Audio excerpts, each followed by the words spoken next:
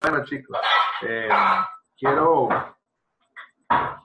quiero platicar con ustedes. Me imagino que los demás se van a ir agregando.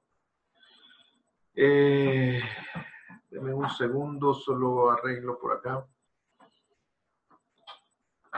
Hemos venido hablando y el tema general ha sido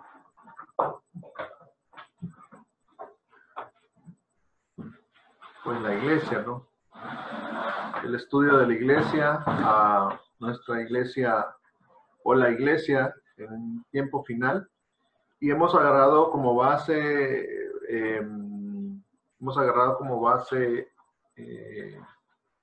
Apocalipsis, capítulo 1, y hemos ido avanzando poco a poco. El martes pasado, para los que no estuvieron, el martes pasado estuvimos viendo este versículo, que es el versículo 6. E hizo de nosotros un reino, voy a leerlo nuevamente, e hizo de nosotros un reino y sacerdotes para su Dios y Padre. La Biblia textual dice, y nos hizo un reino de sacerdotes para su Dios y Padre. A él la gloria, el dominio por los siglos de los siglos. Amén. Ok. Quisiera, antes de poder seguir con la enseñanza, quisiera que platicáramos un poco, y he querido dejar por lo menos unos 10 minutos, para ver qué entendieron ustedes del reino de sacerdotes. Y vimos tanto el lado del reino y también vimos el lado del sacerdote. ¿A qué se refiere que somos sacerdotes? Según el Nuevo Testamento, según Hebreos. Y lo vimos en una comparación con el Antiguo Testamento, y ahí les estoy compartiendo el tabernáculo. Este podría ser otro interesante serie de temas, estudiar cómo ministraban los sacerdotes en el Antiguo Testamento y ver qué aplicaciones espirituales hay hoy en día, ¿verdad? Pero en términos generales, nosotros el martes pasado vimos acerca del reino de sacerdotes. Quisiera dejar un momento para que lo platiquemos. Todos están muteados, pero pueden abrir ahí su micrófono. ¿Y qué fue lo que más les quedó del estudio pasado? Quiero tomarme 10 minutos para que ustedes nos compartan qué ha quedado en sus corazones.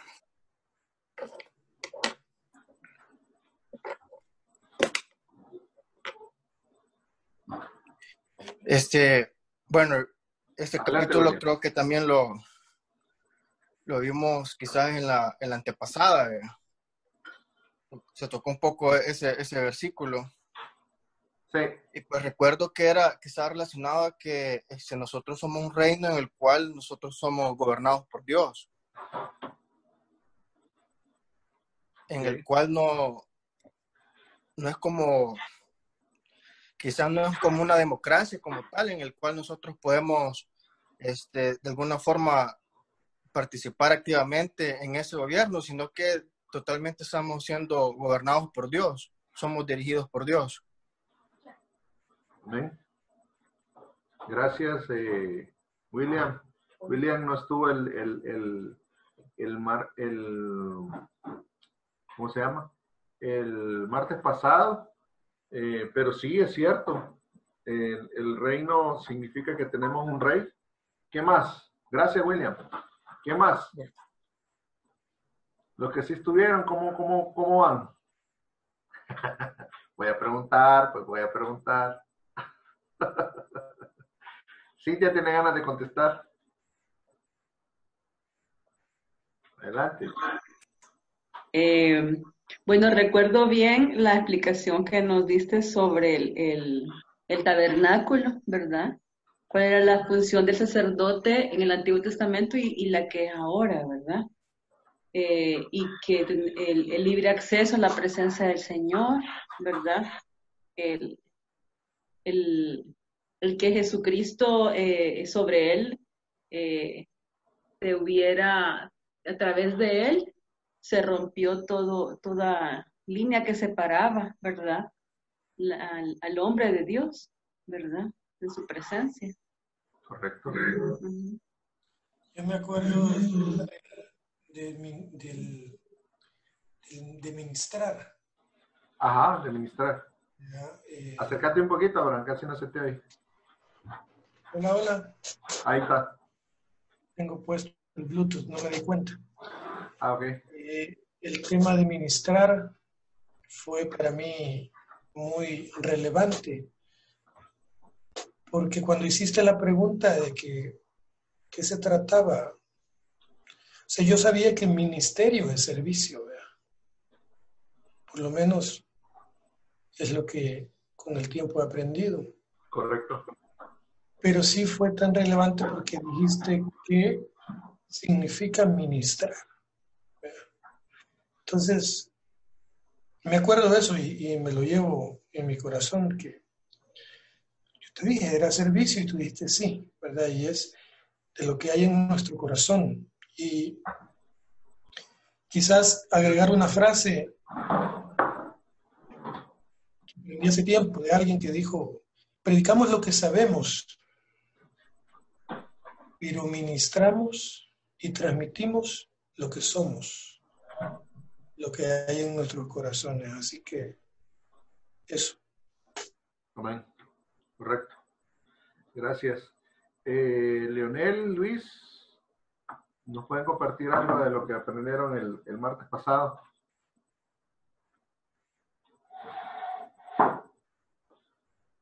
Ah, también Oscar, que no, ahí se está escondiendo.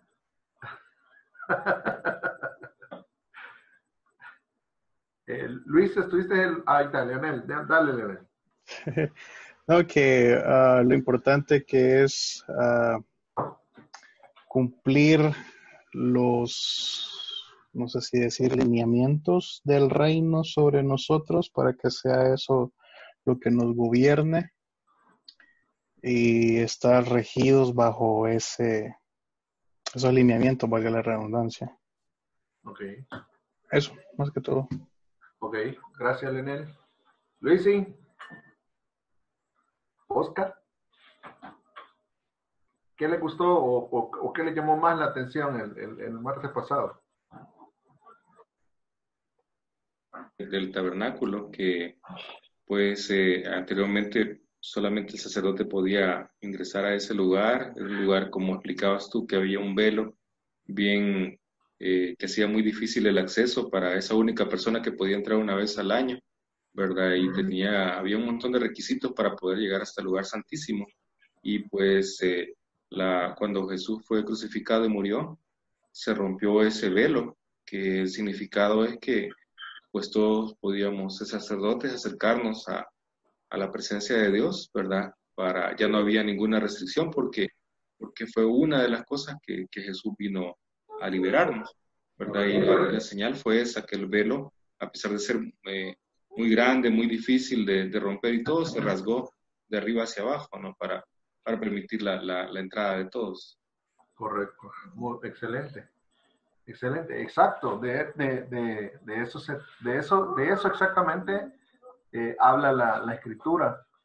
El día de la crucifixión de Jesús pasaron varias cosas. Dentro de ellas es que el velo se rasgó de arriba hacia abajo. Y el velo en el templo en el templo de Herodes, porque Herodes había reconstruido el templo, era altísimo, altísimo. O sea, era imposible. Humanamente hablando, era imposible que alguien se hubiera subido y hubiera rasgado el velo, ¿verdad? Entonces, eso es importante porque eso significa que fue Dios quien lo hizo, no fue el lado humano. Y lo otro es que en el cambio sacerdotal, ya no estamos conforme al sacerdocio de Leví, ¿verdad? el sacerdocio de Aarón, porque ahora estamos bajo el sacerdocio de Melquisedec. Entonces ya los ritos han pasado. Curiosamente, en Israel no se celebra un rito desde el año 70 que fue destruida Jerusalén, curiosamente, hasta la fecha de hoy. Entonces no han seguido los sacrificios desde la época como de 40 años después de que Jesús murió. No es una casualidad. No es una casualidad. Desde mi punto de vista, no es una casualidad de que no haya, desde entonces, desde la primera generación de discípulos, no haya en el templo ese rito, ¿verdad? Porque Dios no está interesado en establecer ritos para relacionarse con Jesús, para relacionarse con el Señor. Me interesa eso también porque cuando usted ve algo o alguien, una misión, una iglesia, una persona enfocada en los ritos, sospecha. Cualquiera que sea, ¿verdad? O sea, porque por ejemplo, nosotros podemos hacer del culto un rito. Los evangélicos podemos hacer del culto un rito. Entonces, Jesús vino a romper todo eso. Y eso es parte de lo que pasó, como decía Oscar, eso es parte de lo que pasó cuando Jesús fue crucificado. Y entonces cambia el orden sacerdotal. Entra un nuevo orden, entra un nuevo sacerdocio. Y entonces, obviamente, todo esto usted se lo explica a un judío y es blasfemia. Es blasfemia. Y tal vez el otro cambio significativo que yo veo en lo que estamos viendo en el reino de sacerdotes es el hecho de que en el Antiguo Testamento se tenía que nacer del linaje de Aarón para ser sacerdotes. O sea, es decir, tenía que venir si yo era de otra tribu, yo no podía ser sacerdote. Por ejemplo, yo era de Judá. Yo no podía optar ni podía ser sacerdote en el templo. Tenía que venir de la línea de Aarón. Ahora nosotros, todos somos sacerdotes.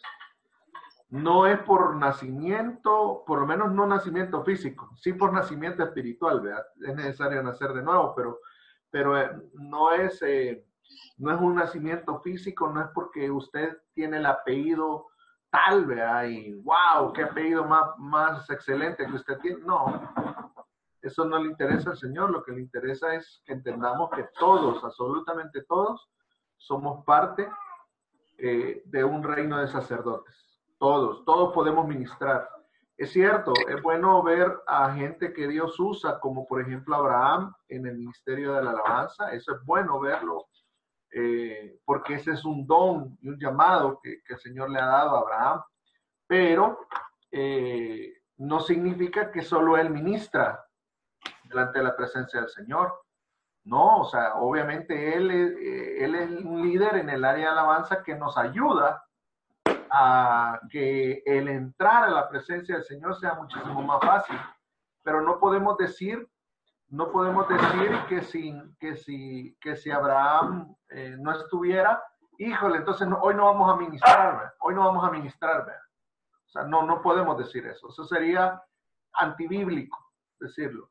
Por eso es que, y yo voy a regresar a la diapositiva, por eso es que la Escritura dice de que somos un reino de sacerdotes. Amén. Amén. Bueno, antes de entrar al tema de hoy, tal vez solo comentarles de que ya está la página de YouTube donde vamos a estar subiendo todos estos videos. No vamos tan rápido como yo quisiera porque hay que estar subiendo video por video y YouTube tiene ciertas limitaciones. Pero, por ejemplo, la administración del domingo ya está en la página. Les voy a mandar la dirección de YouTube para que ustedes puedan darle me gusta y denle ahí para que les pueda estar notificando cada vez que hay un video arriba de nuestras reuniones, si en algún momento a ustedes por A o B razón no pueden conectarse. Ok, sigamos entonces. Hablábamos entonces del reino de sacerdotes en el verso 6, de ahí el verso 7 ya lo habíamos explicado hace 2 martes, de aquí vienen las nubes y todo ojo le verá. Aquí lo he subrayado porque esto ya lo explicamos, estamos hablando de la segunda venida. No es la parucía, no es el encuentro secreto con la novia. Aquí va a venir en las nubes, o sea, es decir, la gente, todo ojo le verá, y hablamos de que por qué todo ojo le verá, posiblemente ahí tenga algo que ver la tecnología, posiblemente.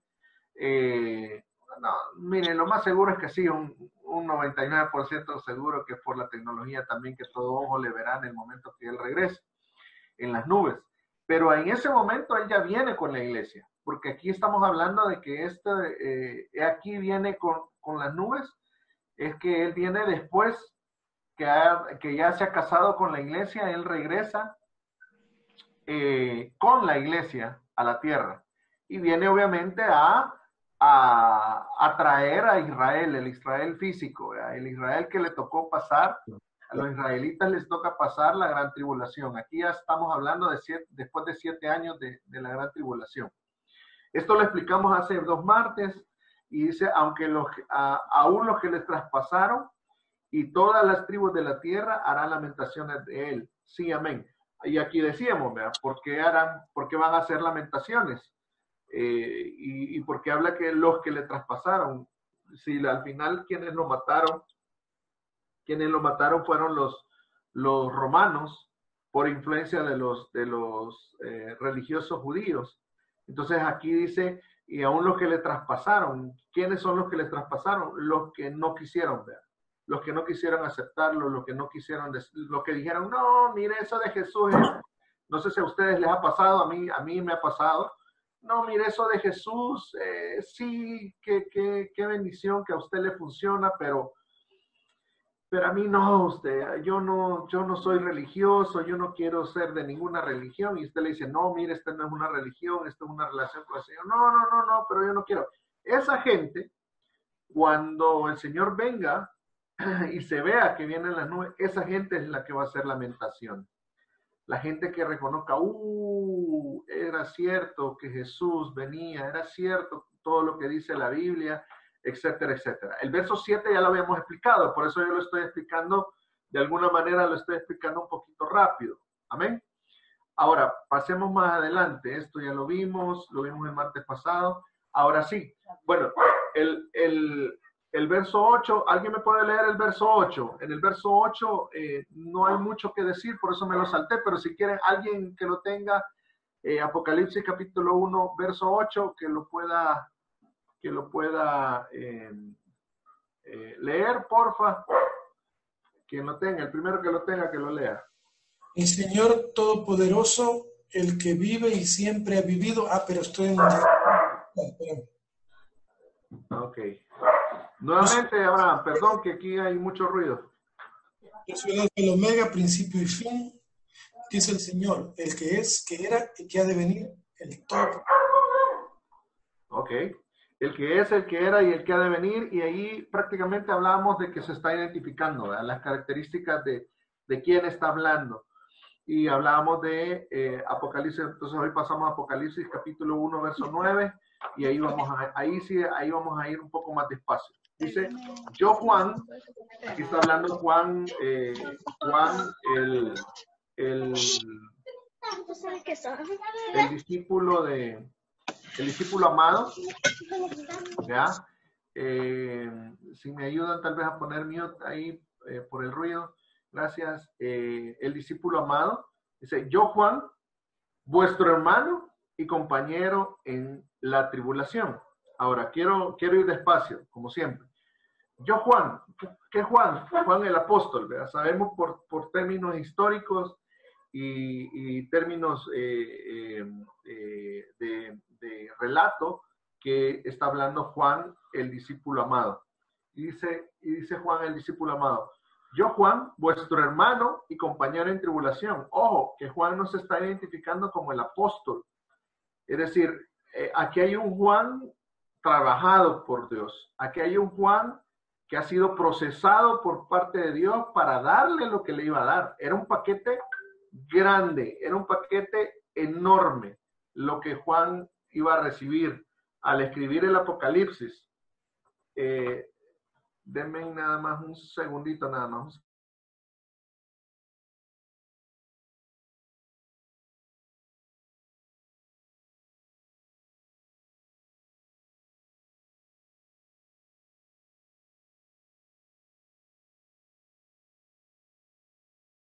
Ok, sigamos, perdón.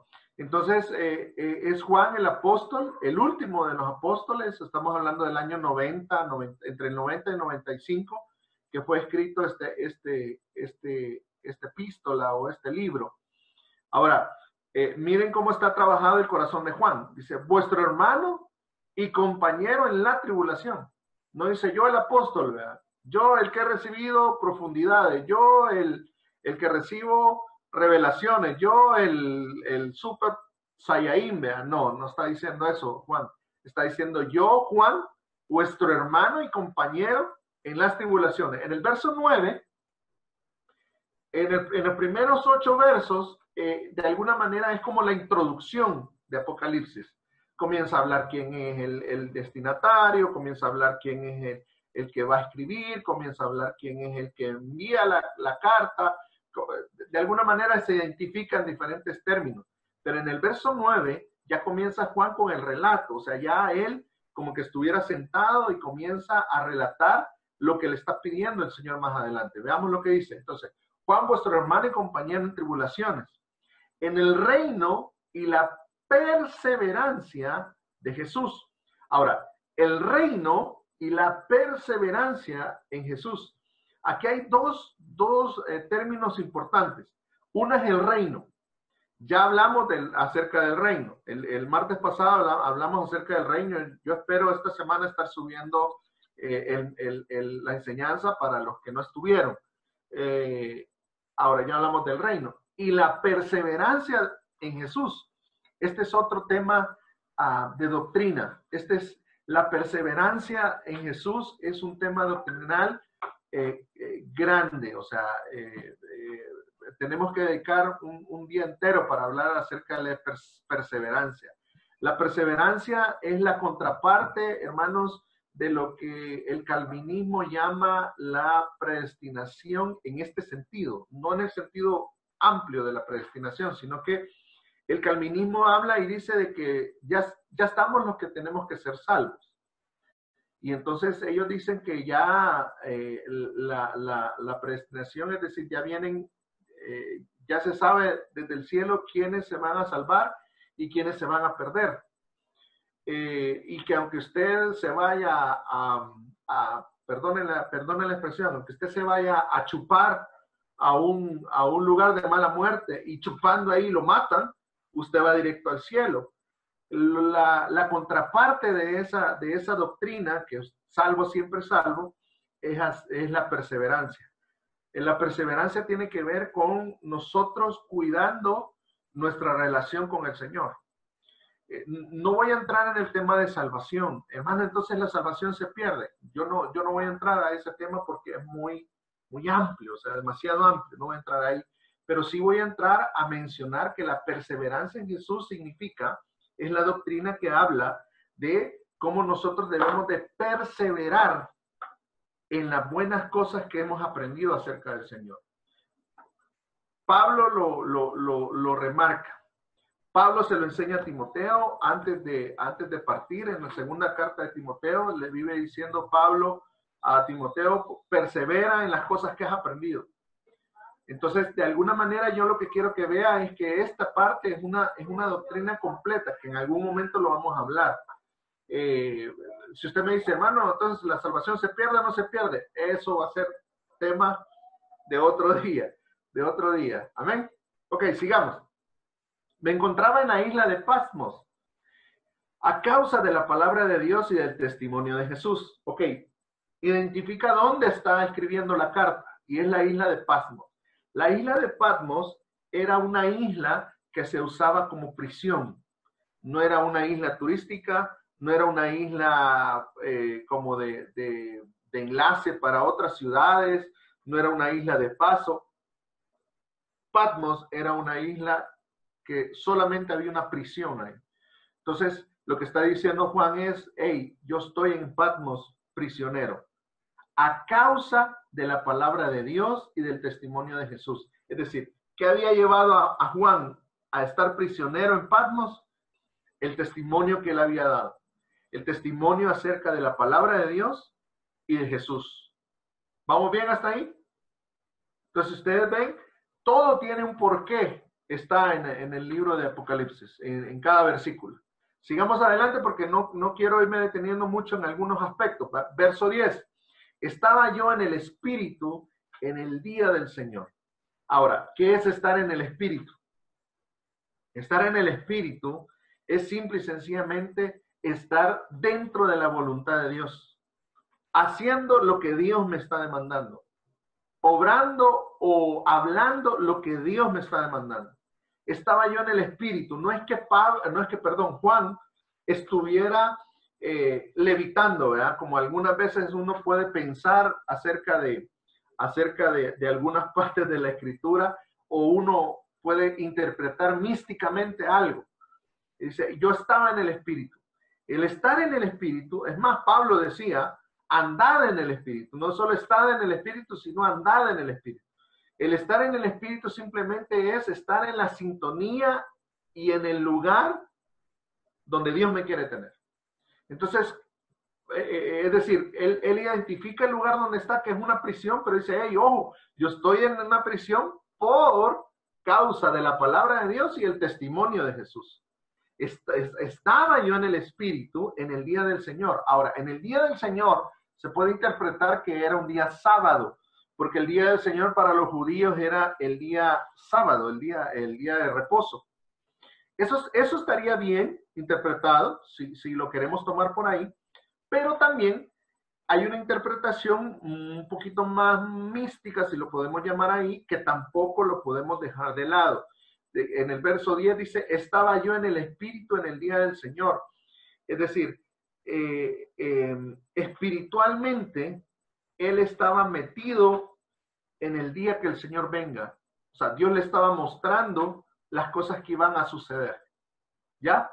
Entonces, es posible que haya sido como el éxtasis de Pedro. ¿Se recuerdan que cuando Pedro, el Señor le quiere mandar a la casa de Cornelio, dice que el Señor, que estando Pedro, dice, en casa, lo metió en un éxtasis.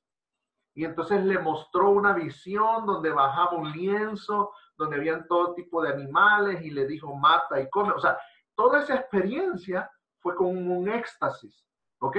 Fue una experiencia espiritual.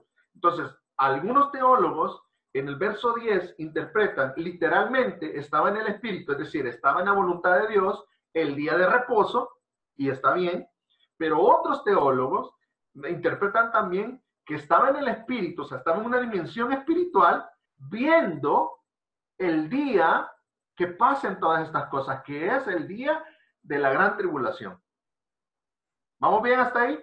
Las dos interpretaciones, desde mi punto de vista, tienen fundamento.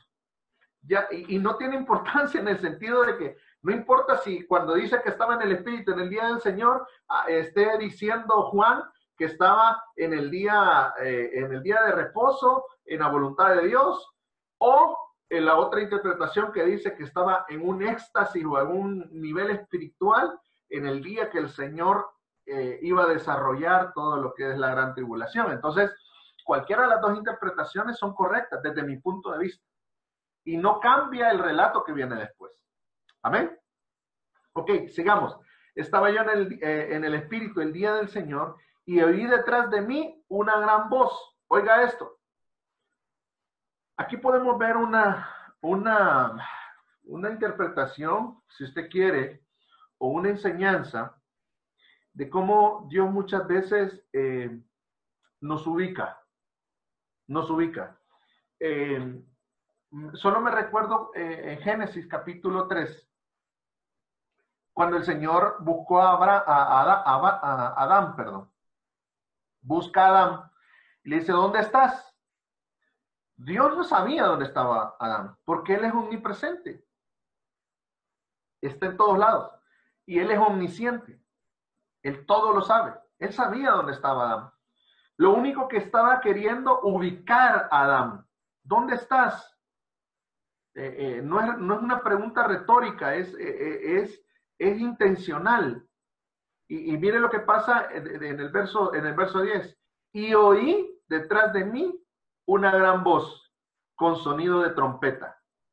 Ahora, antes de entrar al sonido de trompeta, quiero decirles algo. Si agarramos la interpretación espiritual de la primera parte del versículo 10 y decimos, estaba en el día del Señor, es decir, estaba en una dimensión espiritual viendo cosas, Juan, ¿sí? Viendo lo que iba a pasar en el futuro. ¿Por qué llega el Señor y le habla por detrás a Juan? Pregúntese esto. ¿Por qué el Señor llega y cuando va a hablar con Juan, llega por detrás? Para no matarlo. Posiblemente, esa es una buena interpretación bíblica, aunque no lo creo. Te voy a decir por qué.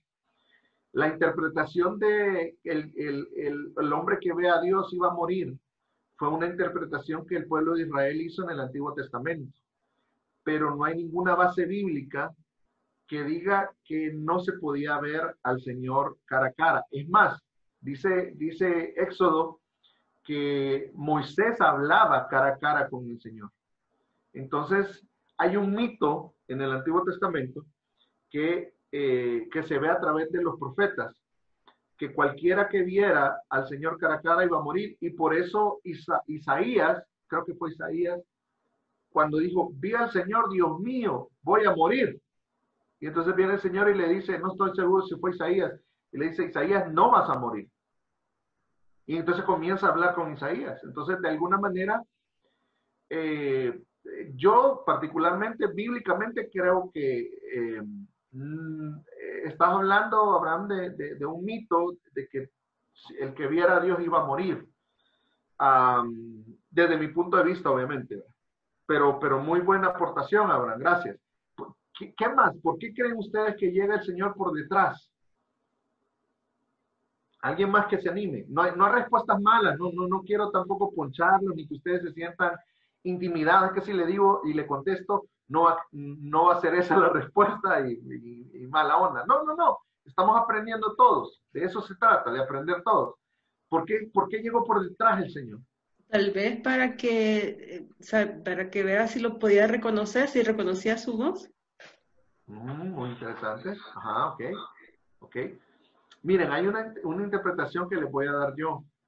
Posiblemente ustedes disciernanlo. O sea, realmente al final lo que estamos haciendo es estudiando la palabra. Posiblemente Juan estaba viendo hacia donde no tenía que ver. Posiblemente el éxtasis o la dimensión que Dios lo había metido el día, estar en el Espíritu en el día del Señor, posiblemente Juan estaba viendo hacia donde no estaba el Señor. Posiblemente cuando dice que oyó una voz detrás de él, es posiblemente porque Juan estaba enfocado en otras cosas y no en lo que tenía que estar enfocado. O sea, meme de que habla acerca de que literalmente no es que estuviera detrás, sino que era como que andaba en otra onda, por así decirlo. Es posible, sí. Y lo voy a complementar este concepto más adelante, van a ver cómo. Entonces, posiblemente cuando dice, estaba yo, Juan, estaba yo en el Espíritu el día del Señor, sea una interpretación espiritual, es decir, un éxtasis como tipo Pedro, antes de ir a donde Cornelio, y al escuchar la voz detrás de él, es posible que Juan, yo no me puedo imaginar qué estaba viendo Juan. Yo no sé si le llamó la atención ver, porque ahí no lo dice, pero ver, digamos, lo que venía a futuro, que lo distrajo. Y que llegó un momento, dice, y oí detrás de mí una voz, una gran voz, como sonido de trompeta. Ahora, supongamos de que él estaba o sea, lo extasió, digamos, de alguna manera, lo que estaba viendo, y se distrajo y no estaba pendiente de lo que Dios quería hablar con él. O supongamos que fue así. Miren lo que dice después, como sonido de trompeta. Ahora, el sonido de trompeta nos va a decir quién está hablando con Juan. Y por eso es que yo, Abraham, creo que no era porque podía morir. Porque aquí vamos a identificar quién, de los tres, quién estaba hablando con Juan. Mire lo que dice Primera de Tesalonicenses. Aquí se los comparto. Primera de Tesalonicenses, capítulo 4, verso 16. Aquí está hablando del tiempo del fin, Tesalonicenses. Ojo. Pues el Señor mismo descenderá del cielo con voz de mando. Aquí hay tres voces. Ojo. Una es voz de mando, con voz de arcángel y con trompeta de Dios. Y los muertos en Cristo se levantarán primero. Puse con trompeta de Dios en amarillo, porque en Apocalipsis 1:10 dice, al oír la voz, dice, como sonido de ¿qué? De trompeta. Entonces, si es sonido de trompeta, ¿de quién está? Entonces, ¿quién está por hablar con Juan? ¿O quién le habló a la espalda a Juan? Acuérdense que el principio de interpretación es que la Biblia se interpreta a sí misma. Entonces, ¿quién estaba hablando con Juan? ¿Oh? Dios estaba hablando. Dios, pero es muy abstracto. ¿Quién lo voy a reducir? ¿Quién de las... Jesús. Exacto. Dios Padre. Para mí, Dios Padre. Okay. No, era Jesús. No, Sandrita, porque mire lo que dice Tesalonicenses. Pues el Señor, ¿cuál Señor? ¿Quién es el que va a descender del cielo? Jesús. Jesús, exacto. Pues el Señor mismo descenderá del cielo con voz de mando. O sea, ojo, Jesús tiene voz de mando, voz de arcángel y con trompeta de Dios. Entonces, aquí en Apocalipsis 1:10 está hablando de Jesús. Porque dice, y oí detrás de mí una gran voz, como sonido de trompeta. Está hablando de Jesús. Y lo vamos a ver en los siguientes versículos. Lo vamos a saber. Ahora, antes de pasar al otro versículo, quiero captar su atención en lo siguiente. Aparte de que Juan estaba viendo hacia otro lado cuando el Señor le habló, imagínese cómo es la voz de Jesucristo, que es un sonido como de trompeta. Yo no sé si ustedes han tenido la oportunidad, y perdónenme si lo oyen muy burdo o muy vano este ejemplo. Yo no sé si ustedes han tenido la oportunidad de estar en la calle y que de repente pase una rastra o un camión o un bus y suena una de esas trompetas que andan a veces tan fuerte. ¿Qué es lo primero que usted hace? Saltar. Te asustas. Exacto. Imagínese lo que le debe haber pasado a Juan. O sea, estaba extasiado en el día del Señor, y a su espalda, ¡pum!, suena una voz como de trompeta. Yo me imagino el cuadro y me imagino que Juan ha de haber dicho, Dios mío, ¿qué pasó aquí? Entonces veamos el siguiente versículo, el 11. El 11, aquí está. Y decía, mire lo que decía esa voz. Y decía, no está diciendo que se le apareció el Señor, dice que oyó una voz a su espalda. Vamos a ir interpretando la Biblia paso a paso. Y esa voz de trompeta, o sea, esa voz fuerte, esa voz de mando, esa voz de... es que ni siquiera puedo imaginármela, de verdad. Esa voz con autoridad, esa voz con poder, esa voz como para que Juan lo haya comparado con el sonido de trompeta, ¿me entiendes? Es porque era una voz, wow. Ahora, ¿qué decía esa voz? Y aquí dice el verso 11, ¿qué decía esa voz? Escribe en un libro lo que ves, envíalo a las 7 iglesias, a Éfeso, Esmirna, Pérgamo, Tiatira, Sardis, Filadelfia y la Odisea. Vamos a ir por partes. Ok, ¿qué decía la voz de trompeta? Escribe un libro, lo que ves. Entonces, ojo, en ningún otro lado yo encuentro que Dios haya dado la orden de escribir un libro. Obviamente usted me va a decir, hey, hermano, pero entonces los otros libros no los inspiró Dios. ¿Cómo no? Sí los inspiró Dios. Pero ellos fueron movidos en sus corazones, fueron movidos en su espíritu. Por ejemplo, Génesis lo escribió Moisés. Y lo escribió Moisés muchísimos miles de años después de que pasó Génesis. Entonces, lo que yo quiero que ustedes vean es que en ningún otro lado ustedes van a encontrar la orden específica de parte de Dios para alguien de escribir el libro. Y eso es lo que estaba diciendo la voz de trompeta. Escribe un libro. Ahora, ¿y qué vas a poner en el libro? Lo que ves. Y ya dijimos que Juan estaba extasiado y por eso estaba de espalda viendo a otro lado. Entonces, ojo, o sea, Juan va a comenzar a tratar de describir cosas que en su vida había visto. O sea, váyase usted, por favor, o trate de irse conmigo al tiempo de Juan, donde los carros en el tiempo de Juan eran carros de 2 ruedas aladas por un caballo. No eran los carros que hoy conocemos.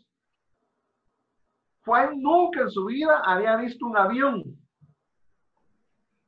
Juan nunca en su vida había visto a la gente vestida de la forma que ahora nos vestimos.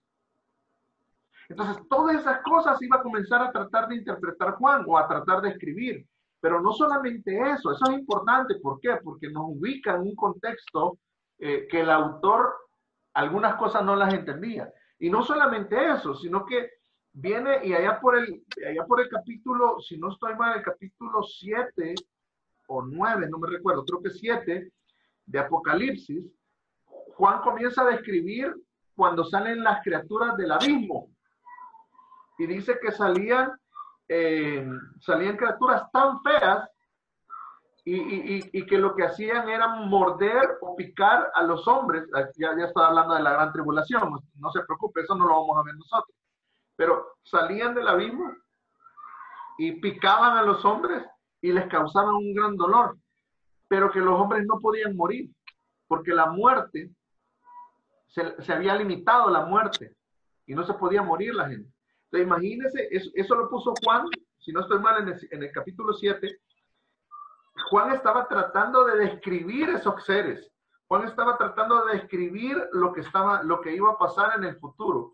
Iba a cambiar la forma de movernos, iba a cambiar la forma de vestirnos, iba a cambiar la forma de comunicarnos, iba a cambiar, imagínese Juan, estoy hablando en voz alta, ¿verdad? O sea, lo que quiero que note es cómo alguien hace 2 siglos hubiera interpretado todo lo que nosotros hoy lo vemos tan común, como por ejemplo una televisión. Amén. Entonces, y el Señor le dice, escribe en un libro lo que ves. Entonces, definitivamente Juan, lo primero que va a hacer es comenzar a usar formas alegóricas para describir lo que le están pidiendo. Entonces, en Apocalipsis, a veces se habla literalmente y a veces se habla de forma alegórica. No sé si me están entendiendo hasta acá. Tendría que irme a un ejemplo más adelante, quizás. Pero ¿cómo saber cuándo es alegórico y cuándo es literal? La misma Biblia nos lo va a ir diciendo. Y por eso es que vamos despacio, por eso es que vamos paso a paso, no me corran, créanme lo que yo quiero dejar algo en sus corazones. Yo quiero dejar la palabra de Dios, que ustedes no le tengan miedo al libro de Apocalipsis. Ese es uno de mis deseos, en primer lugar, que no le tengan miedo al libro de Apocalipsis. El libro de Apocalipsis son los relatos de hechos pasados, presentes y futuros. Y hay cosas en el futuro que nosotros no vamos a vivir, así como hubieron cosas en el pasado que no vivimos. Por ejemplo, ¿usted no conoció a los hermanos de Éfeso? ¿Vea que no conoció a los hermanos de Éfeso, de la iglesia de Éfeso? No lo conocimos, ni a ninguno de los hermanos de las 7 iglesias. Entonces, hay un relato que es histórico hacia atrás, pero también hay un relato que es actual, de aplicación actual para nosotros, y uno de aplicación futura. Pero la misma Biblia no nos va a dejar claudicar en tratar de ir bíblicamente interpretando todas las cosas. Entonces, vamos a ir viendo y de repente van a ver algunas alegorías. Por ejemplo, una alegoría que se me viene a mí a la mente es que se levantó una mujer embarazada y el dragón se quería comer a esa mujer. Oiga eso. Entonces, y usted dice, se levantó una mujer embarazada, Dios mío, es la iglesia. Y el dragón se la quería comer. Y se levantó, dice. Y se levantó, es que la iglesia estaba siendo arrebatada. Y en medio de ese arrebatamiento, el enemigo quiso hacer de las suyas. Satanás, el dragón, dice la Apocalipsis. El dragón quiso comérsela. Entonces, está hablando de una forma 100% alegórica. No sé si yo sí me entiendo. Yo de verdad quiero ir despacio para que también ustedes sea de bendición esto y que de alguna manera vayamos siendo edificados en la palabra. ¿Les parece? Sí. ¿Vamos bien hasta aquí? Sí. Buenísimo, vamos. Entonces dice, ok, escribe en un libro lo que ves. Ahora, y le da el propósito también, en el verso 11. Y le da el propósito. Ahora, ¿para qué vas a hacer eso? ¿Para qué vas a escribir en un libro lo que ves? Vas a escribirlo y lo vas a enviar a las 7 iglesias. Entonces, ojo con esto. Este libro de Apocalipsis, aparte de que no tenemos que tenerle miedo, tenemos que entender que es para la iglesia. Cuando dice las 7 iglesias, está hablando de la plenitud de la iglesia. O sea, tiene una aplicación histórica. Es decir, el libro se escribió y se les mandó a las iglesias. Eso pasó. Y las iglesias recibieron ese libro. O esa carta, como usted le quiera llamar. Físicamente ellos recibieron las amonestaciones que están en el capítulo 2 y el capítulo 3. ¿Sí? Ese es un hecho histórico. Pero también para nosotros tiene un significado aplicativo para nosotros. Entonces, cuando dice, envíalo a las 7 iglesias, o sea, le da propósito, o sea, no vas a escribirlo para mandárselo a alguien específico. No, esto es para la iglesia. Entonces, Apocalipsis está escrito para la iglesia en general.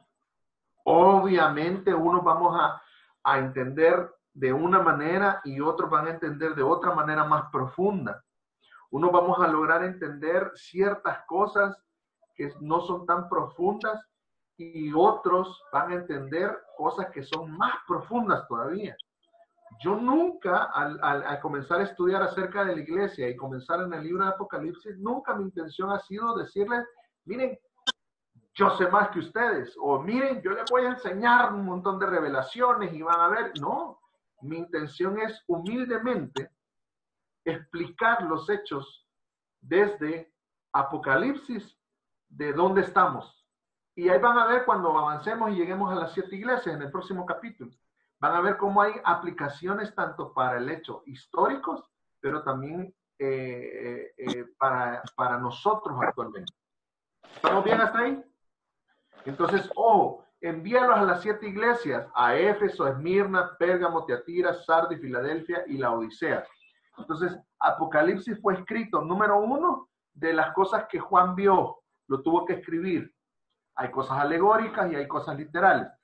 Y envíalo a las 7 iglesias, significa que él lo envió físicamente a las 7 iglesias y tiene un aplicativo también para la iglesia en general. Sigue siendo un aplicativo. Seguimos, Dios nos quiere seguir hablando a través de la Escritura. Amén. Y solo voy a leer el verso 12 porque ya el tiempo nos avanzó. El verso 12 comienza ya a describir y comienza a dar una descripción de Jesucristo, que en el próximo estudio vamos a ver toda esa descripción, porque ahí sí vamos a avanzar varios versículos, porque todas son como 4 o 5 versículos que habla de la descripción de Jesús. El Jesús glorificado, o sea, ya no es el Jesús que nosotros vemos en los evangelios, sino el Jesús que ya está a la diestra del Padre, el Jesús que ya está delante del Señor. ¿Ok? Verso 12. Y me volví, no sé quién está traveseando, y me volví para ver de quién era la voz que hablaba conmigo. Ya eso ya hablamos que era Jesús. Amén. Y al volverme vi 7 candelabros de oro. Amén. Y después el verso 13 comienza a hacer varias, ¿cómo se llama? Varios calificativos o varias descripciones de Jesús. Y eso es lo que vamos a ver el próximo martes. Pero vamos a llegar hasta aquí. Y me volví para ver de quién era la voz que hablaba conmigo. Y al volverme vi 7 candeleros de oro y ahí comienza a hablar ya el verso 13, etc.